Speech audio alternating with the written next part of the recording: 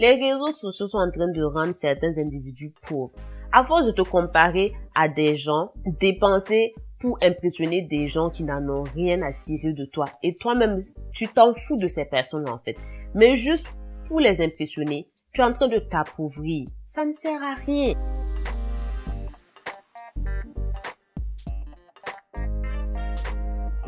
Bonne et heureuse année 2023 à toutes et à tous. Je vous souhaite une année remplie de bénédictions, remplie de joie, la santé pour vous et vos proches. Alors, cette vidéo est adressée aux personnes qui ont tout le temps l'impression d'être fauchées. J'ai été broke, j'ai été fauchée et je sais que c'est pas un sentiment plaisant.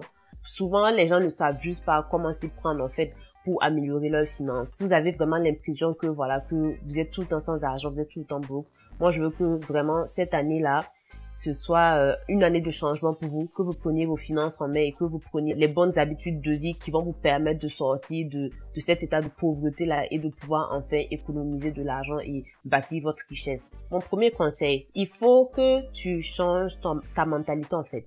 Il faut que tu décides que, voilà, toi tu es fatigué d'être fauché, tu es fatigué de vivre cette situation-là et tu veux t'en sortir. Tu veux améliorer les choses financièrement parlant pour toi. Si tu es là, tu te dis, allez, c'est un fait, voilà, il n'y a pas grand-chose à faire, c'est une fatalité. Tu vas rester dans cet état-là, en fait, à vie. Donc, ça prend un certain changement, un certain shift dans la mentalité. Il faut une décision comme quoi, moi, je suis fatiguée d'être broke et je veux prendre les choses en main. Et une fois que c'est fait, il faut que tu travailles sur ta discipline. Et tu travailles sur ta discipline en regardant c'est quoi les habitudes, tes habitudes de vie que tu dois changer pour être moins tenté de dépenser. Parce que à la fin de la journée, c'est quoi? Quand on est broke, c'est parce que l'argent rentre et l'argent sort, on sait même pas ce qui s'est passé en fait. Parce qu'on dépense tellement qu'on n'arrive pas à faire un suivi en fait de nos dépenses. Aussitôt l'argent est rentré, aussitôt c'est ressorti. Et c'est dû tout simplement à certaines mauvaises habitudes de vie qu'on a développées. Comme par exemple, si toi tu sais que ton point faible c'est le shopping. Genre tu aimes acheter des habits, tu aimes acheter, je sais pas, des gadgets électroniques, whatever. Et le pire, c'est qu'il y a des gens qui font des achats, qui font du shopping. Pas parce que en fait c'est nécessaire pour eux, mais parce qu'ils s'ennuient. Il y en a, en général c'est ça en fait. C'est même pas que on a besoin de ces choses qu'on achète là, c'est juste par ennui, on sait pas trop quoi faire, donc allez hop, on va faire du shopping. Donc si toi tu sais que c'est ça ton point faible, et si tu sais que, par exemple, que dans ton téléphone, tu as des applications, je sais pas si c'est les habits, tu as les applications de Zara, H&M, tout ça, il faut enlever ces applications-là de ton téléphone, en fait. Parce que, une fois que tu es couché chez toi, à la maison, tu n'as rien à faire, allez, hop, tu vas sur ton téléphone et tu regardes les applis. Tu vois, et ça t'emmène à dépenser. L'autre chose aussi sur laquelle j'aimerais attirer ton attention, c'est les fréquentations. Souvent, on a des amis, des potes qui nous font dépenser plus que on aurait dépensé si on était seul en fait. Souvent aussi ça prend de revoir ses fréquentations. Moi je ne dis pas de te lever du jour au lendemain, couper les gens de ta vie, mais c'est sûr que il faut réévaluer en fait la relation que tu as avec certaines personnes. Surtout si tu sais que ces personnes-là en fait t'amènent à dépenser. Et toi tu es dans une optique de sortir de ton état de pauvreté. Voilà, tu peux pas suivre des gens qui eux ils s'en foutent en fait, qu'ils soient broke comme toi ou non. Eux, dépensant en fait, c'est pas un problème pour eux. Si toi, tu veux corriger ça, tu ne peux pas continuer à suivre des gens comme ça parce que tu ne vas pas t'en sortir. Ils vont toujours t'emmener à prendre de mauvaises décisions. L'autre chose aussi que tu dois arrêter de faire, c'est utiliser ta carte de crédit pour dépenser de l'argent que tu n'as pas. Et c'est très facile de tomber dans ce piège-là. Tu utilises ta carte de crédit, tu fais un achat, tu te dis, bon, écoute, ma paye va tomber dans un mois ou dans 2 semaines, donc c'est pas grave. Ce qui arrive, en général, dans ces cas-là, c'est que tu effectues les dépenses et tu sous-estimes, en fait, les dépenses que tu as effectuées sur ta carte de crédit. Et maintenant, quand il arrive le moment de repayer le solde, enfin, repayer le montant que tu as utilisé, tu ne payes pas en entier. Tu payes des taux d'intérêt, en fait, sur le solde restant. Et c'est pas bon. Moi, personnellement, je ne fais pas d'achat avec argent comptant. Je paye tout avec mes cartes de crédit. J'avais fait une vidéo où je parlais de ça, comment je gère mes cartes de crédit. Je pense, en ce moment, j'en ai 3 ou 4, mais je rembourse toujours le solde en entier. Donc, pour moi, en fait, pourquoi j'utilise les cartes de crédit au lieu de l'argent comptant, c'est pour accumuler en fait les récompenses. Parce que quand tu utilises les cartes de crédit, il y a certaines récompenses aussi que tu accumules. Donc moi, c'est juste pour ça en fait. Mais quand je dépense, j'effectue une dépense avec ma carte de crédit, c'est parce que je sais que j'ai le montant disponible, et une fois que la transaction est effectuée, en même temps je fais le transfert de mon compte débit à ma carte de crédit et je rembourse le montant. Jamais j'effectue une dépense avec ma carte de crédit et je ne rembourse pas en entier le solde plus tard. Si tu utilises ta carte de crédit comme moi, il n'y a pas de problème. Mais si tu l'utilises en mode je vais recevoir ma paye bientôt, donc je vais effectuer l'achat maintenant, et tu ne rembourses pas le solde en entier, c'est vraiment un problème. C'est une très mauvaise habitude qu'il faut vite arrêter. Donc mon conseil après ça, c'est de prioriser le remboursement de tes dettes, surtout les dettes sur lesquelles tu as les taux d'intérêt les plus élevés. Donc on le sait tous, c'est les cartes de crédit. Donc les cartes de crédit, ils chargent quoi, 20% de taux d'intérêt dessus, c'est énorme. Donc si tu as des dettes, je sais pas, peut-être tu as une dette pour ta voiture, je sais pas, peut-être que tu as une ligne de crédit, tu as tes cartes de crédit. Il faut prioriser en fait le remboursement de ces dettes-là, et surtout le remboursement de tes cartes de crédit, donc les dettes sur lesquelles tu payes le plus de taux d'intérêt. L'autre chose aussi qui est important, oui, c'est vrai, j'ai dit tantôt qu'il fallait mettre en priorité le remboursement de tes dettes, enfin, de ton crédit. C'est aussi important d'épargner. Genre, faut pas te dire non, je vais finir de rembourser ma dette, non, je vais attendre d'avoir un meilleur boulot, un meilleur salaire, un meilleur revenu pour commencer à épargner. Non, commence à épargner dès maintenant. Épargne en même temps. Épargne en même temps que tu es en train de repayer ta dette.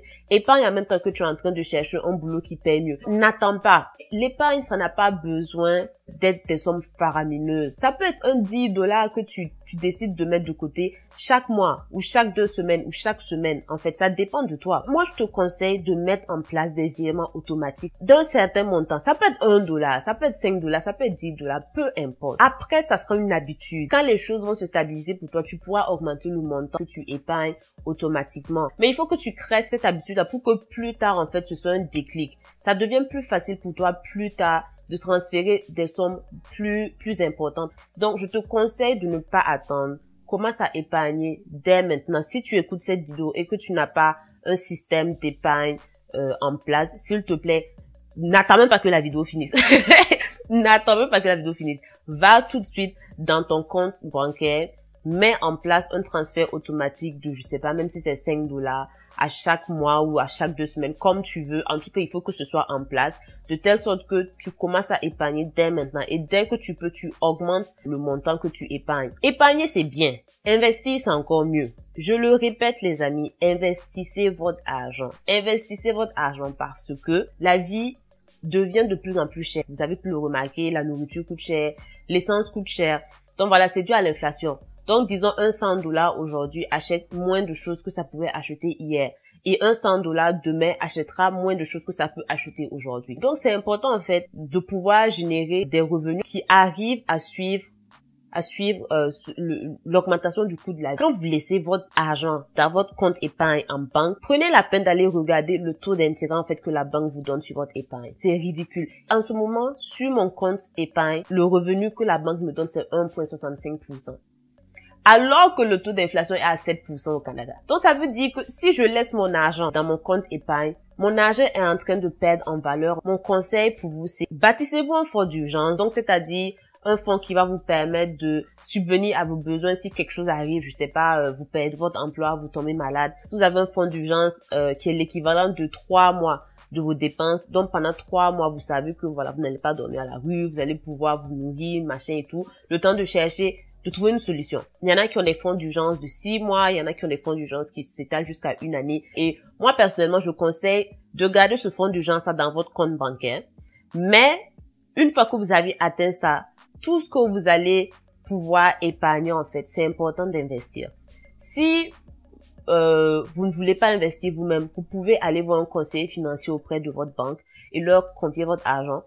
Et ils vont investir cet argent pour vous, dépendamment de vos objectifs de vie, dépendamment de ce que vous voulez faire avec cet argent-là, dépendamment de à quel point vous êtes confortable avec le marché boursier. Une fois que tout ça c'est déterminé, ils vont vous montrer vos options. Donc, vous pouvez investir dans des fonds mutuels, vous pouvez investir dans les CPG, vous pouvez investir dans des actions, dans des obligations. Ils vont vous montrer tout ça.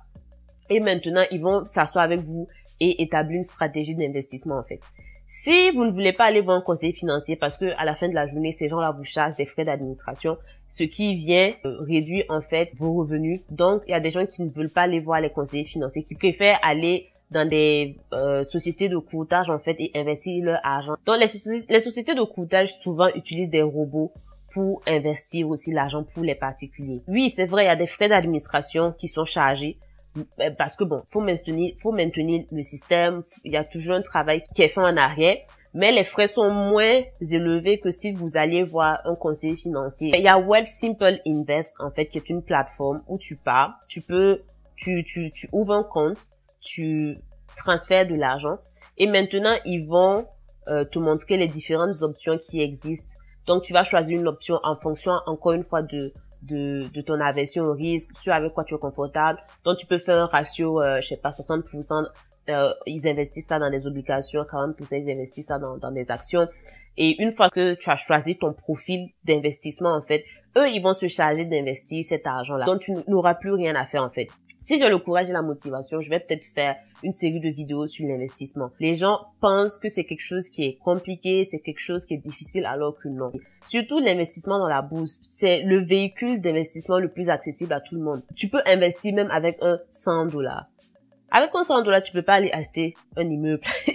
Vous voyez, je trouve que l'investissement dans la bourse, en tout cas, offre plus de flexibilité, est beaucoup plus accessible aux gens. Et même si tu veux une exposition au marché de l'immobilier, tu peux avoir cette exposition-là à travers la bourse, en fait. Il y a certains actifs qui te permettent d'être exposé, en fait, au marché de l'immobilier. Vous voulez bâtir une richesse sur du long terme, ça prend l'investissement, en fait. Si vous ne pouvez pas laisser votre argent comme ça dans votre compte bancaire, l'argent là va perdre en valeur, en fait, sur du long terme.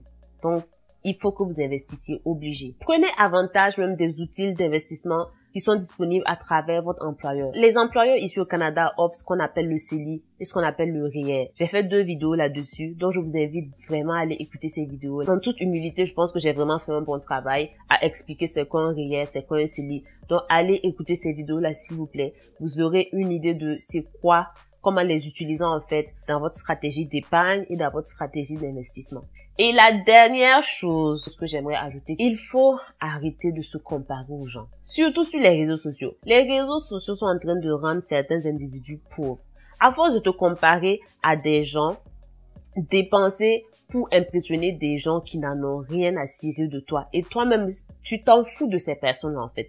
Mais juste pour les impressionner, tu es en train de t'appauvrir. Ça ne sert à rien. Même les voyages. Aujourd'hui, les voyages, ce n'est plus genre pour partir, passer un bon moment.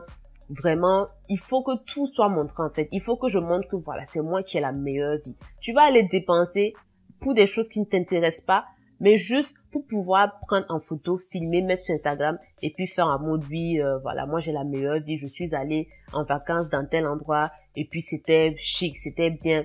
Montrer que voilà, que moi j'ai l'argent pour m'offrir ci et ça, mais en gros, ça ne te rend même pas plus heureux en fait. Tu ne te sens pas plus épanoui en faisant toutes ces choses-là. Évite de regarder les réseaux sociaux pour envier la vie de qui que ce soit. Je peux t'assurer que personne ne paraît aussi bien, personne n'est aussi heureux que comment ils se vantent sur les réseaux. Travaille sur toi-même, travaille sur tes objectifs de vie et sois la meilleure version de toi-même et oublie les autres. J'espère que vous avez aimé la vidéo d'aujourd'hui. J'espère vraiment que vous en avez appris. J'espère qu'elle vous aura été utile. Je vous dis à bientôt et portez-vous bien et c'est ça.